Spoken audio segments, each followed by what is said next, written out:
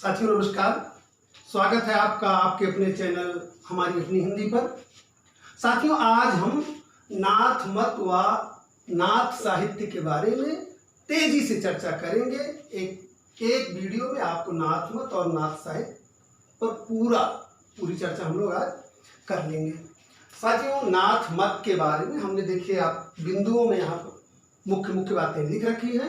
इस पर आइए हम तेजी से चर्चा करते हुए आगे बढ़ते हैं जिससे आपका समय नष्ट न हो। पहला बिंदु देखिए, बौद्ध धर्म की वज्रयान शाखा की विकृतियों वामाचार आदि की प्रक्रिया में नाथ पंथ का उदय।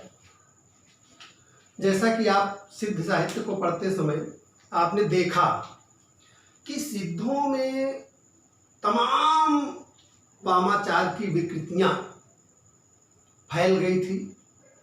वह अपनी साधना का अंग स्त्री सेवन, भोग, मदिरा, मैथुन, मुद्रा आदि को मानते थे और वह उनकी साधना का अनिवार्य अंग था। उससे क्या हुआ था? उससे वास्तव में समाज में एक विकार फैल रहा था जिससे समाज गलत दिशा की ओर जा रहा था। समाज को सही दिशा दिखाने में उनका योगदान नहीं था। उनके विकारों की वजह से, उनके भोग प्रधानता की वजह से एक गलत संदेश समाज में जा रहा था। तो ऐसे में उसकी प्रक्रिया स्वरूप नाथ पंथ का उदय हुआ। नाथों ने स्वयं को शैव घोषित किया। वज्रयान, क्योंकि सिद्ध क्या थे? वज्रयान शाखा से संबंधित थे। वज्रयान शाखा के प्रचार के लिए ही उन्होंने सिद्ध साहित्य लिखा था। लेकिन नाथों की वज्रयान शाखा जो थी, वो सारी सिद्धों की जो वज्रयान शाखा थी, उससे नाथों ने अपना संबंध तोड़ते हुए स्वयं को क्या कहा? उन्होंने स्वयं को शैव घोषित किया। यह बिंदु साथियों बहुत महत्वपूर्ण है कि उन्होंने स्वयं को शैव घोषित किया। अब आइए अगले बिंदु की चर्चा करते हैं। सिद्ध प्रवृत्ति मार्गी और नाथ निवृत्ति मार्गी। यह ध्यान रखिए, प्रवृत्ति मार्गी और निवृत्ति मार्गी।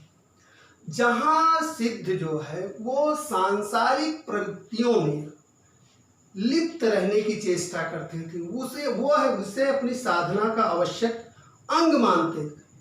वहीं नाथ क्या थे? नाथ ये भोग की बात करते थे। सिद्ध नाथ त्याग की बात करते थे। यह प्रवृत्त होने की, सांसारिक मोह माया में प्रवृत्त होने की बात करते थे। यह सांसारिक मोह माया को छोड़ने की, उसका त्याग करने की बात करते थे। ये भोग की बात करते थे, ये ज्ञान की बात करते थे। तो सिद्ध क्या थी? वो प्रवृत्ति मार्गी थे और नाथ निवृत्ति मार्गी थे।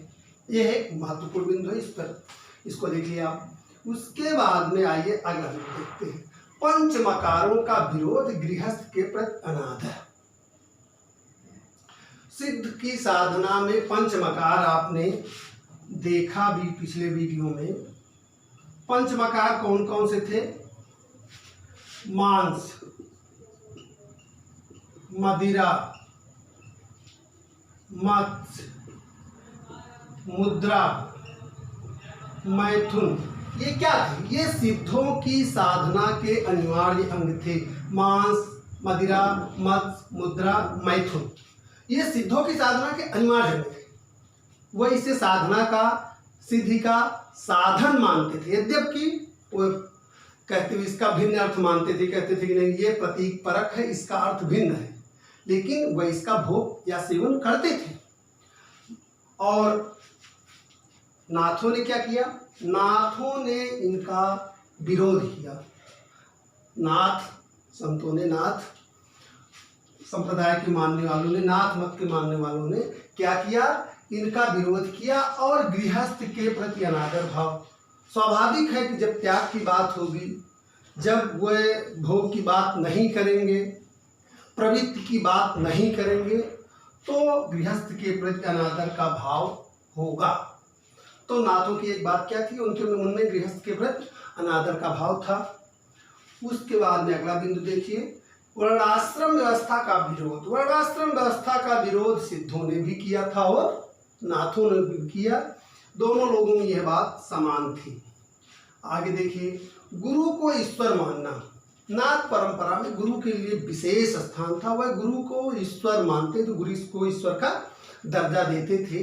कालांतर में आप देखेंगे कि नाथों की परंपरा या नाथों की विचारधारा का सीधा प्रभाव आपको संत काव्य पर देखने को मिलेगा। इनकी जो प्रवृत्तिगत विशेषताएं हैं वो आपको संत काव्य में देखने को मिलेगी।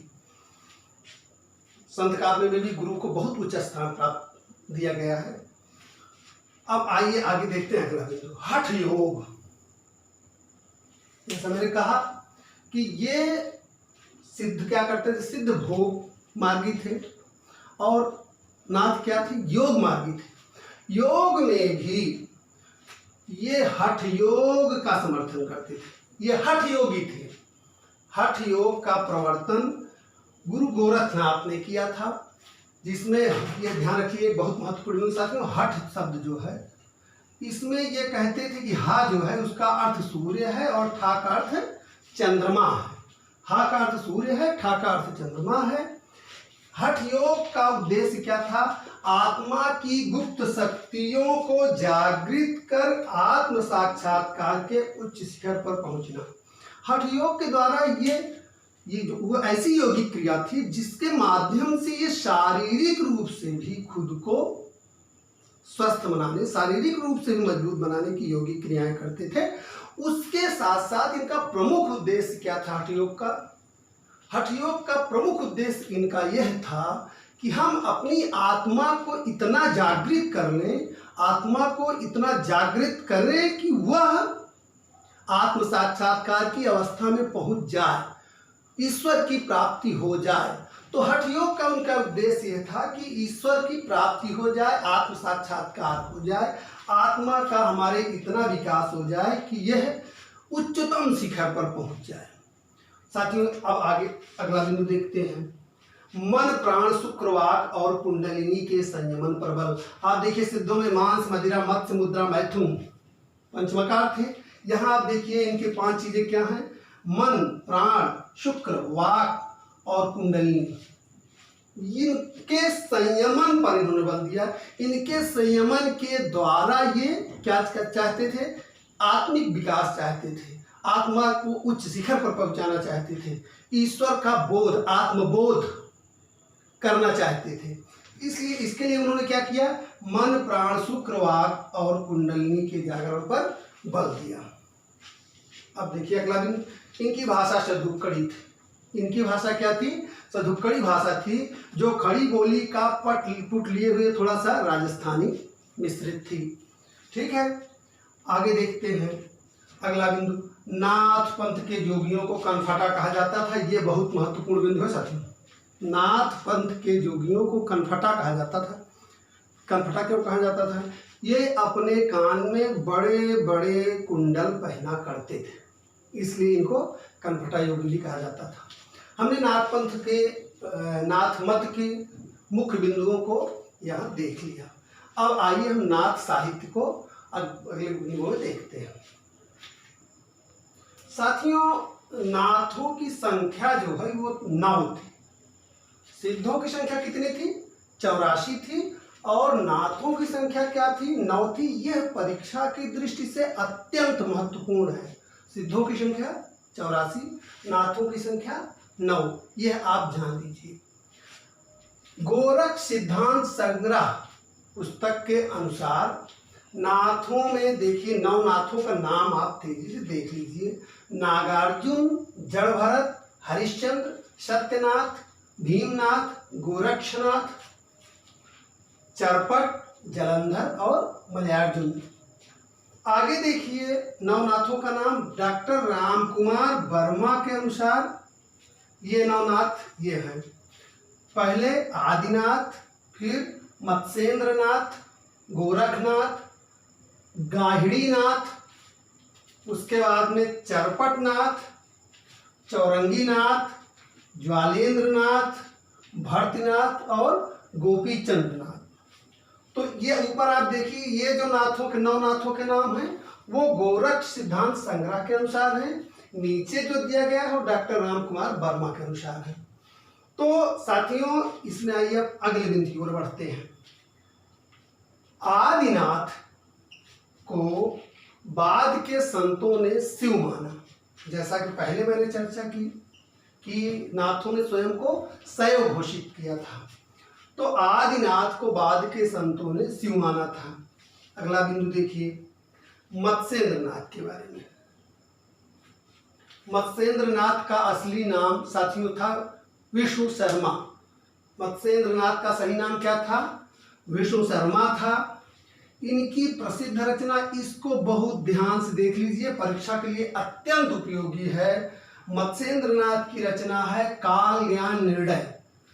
कौन सी रचना है कि काल ज्ञान निर्णय, जो संस्कृत में थी। इसका संपादन बाद में प्रबोध चंद्र बागची ने किया था। ये भी जान लीजिए, काल ज्ञान निर्णय का संपादन किसने किया था?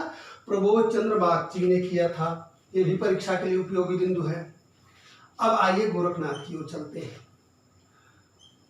गोरखनाथ को साथियों नाथ साहित्य का आरंभकर्ता माना जाता है। गोरखनाथ को नाथ साहित्य का आरंभकर्ता माना जाता है। गोरखनाथ के गुरु कौन थे? मत्स्येंद्रनाथ। मत्स्येंद्रनाथ गोरखनाथ के गुरु थे। यह भी परीक्षा की दृष्टि से बहुत महत्वपूर्ण बिंदु है कि गोरखनाथ के गुरु कौन थे? मत्स्येंद्रनाथ। कहीं कहीं आपको लिखा मिल जाएगा मच्छंदरनाथ। मिश्र बंधुओं ने गोरखनाथ को प्रथम गद्य लेखक माना है। यह भी बिंदु परीक्षा की दृष्टि से उपयोगी।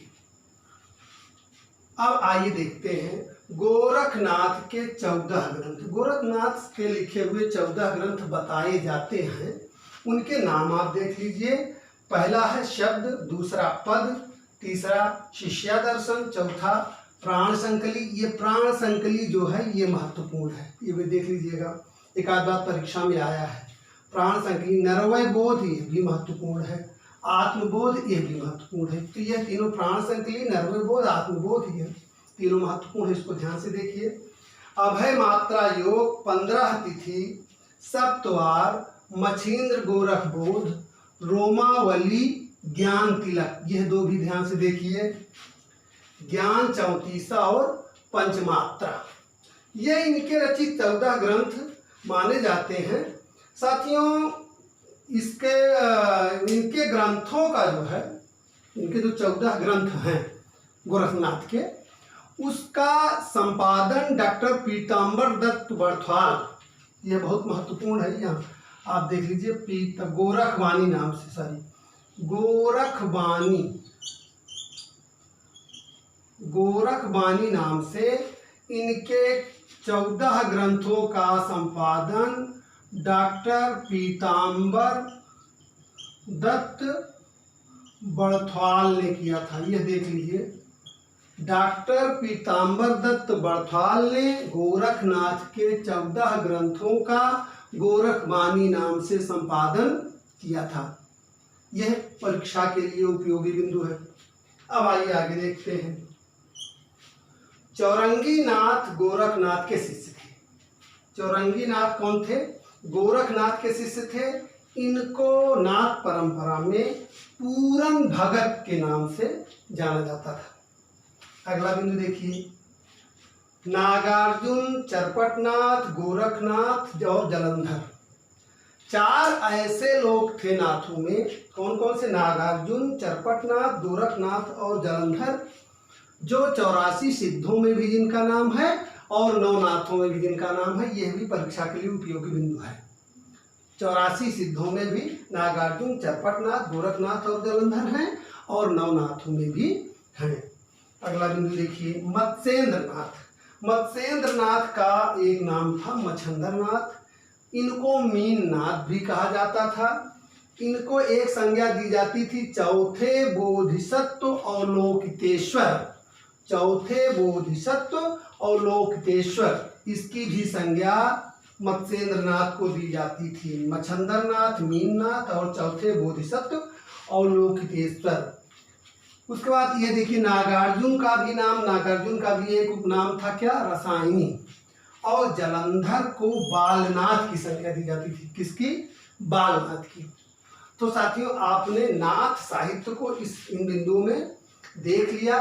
इसमें से जो बहुत महत्वपूर्ण बिंदु है ये है गोरख बानी वाला, इसको आप नोटिस कर लीजिए कि गोरख बानी का संपादन डॉक्टर पीताम्बर दत्त बड़फाल ने किया था। बाकी इसमें जैसे गोरखनाथ की 14 रचनाओं की बात हो रही है तो इसमें आपके प्राण संकली, नरवय बोध, आत्मबोध, रोमावली और ज्ञान तिलक ये बहुत महत्वपूर्ण है। इसको भी आप ध्यान से देख लीजिए, इनके उपनामों को भी देख लीजिए आप, गोरखनाथ के गुरु का नाम जान लीजिए आप। और नवनाथों में मुख्य रूप से अगर आप नाम जानते रहेंगे, कई बार ऐसा भी हो सकता है कि प्रश्न पूछ लिया जाए कि इनमें से नवनाथों में कौन नहीं था, तो अगर आप नाम जान रहे हैं तो आपका प्रश्न सही हो जाएगा। साथियों आज का प्रश्न है साथियों कि हिंदी का प्रथम कवि किसे माना जाता है। हिंदी का प्रथम कवि किसे माना जाता है, इसका उत्तर आपको कमेंट बॉक्स में देना है। फिलहाल आज की क्लास को, आज की कक्षा को हम यही विराम देते हैं। मिलते हैं अगले वीडियो में, तब तक के लिए धन्यवाद, नमस्कार।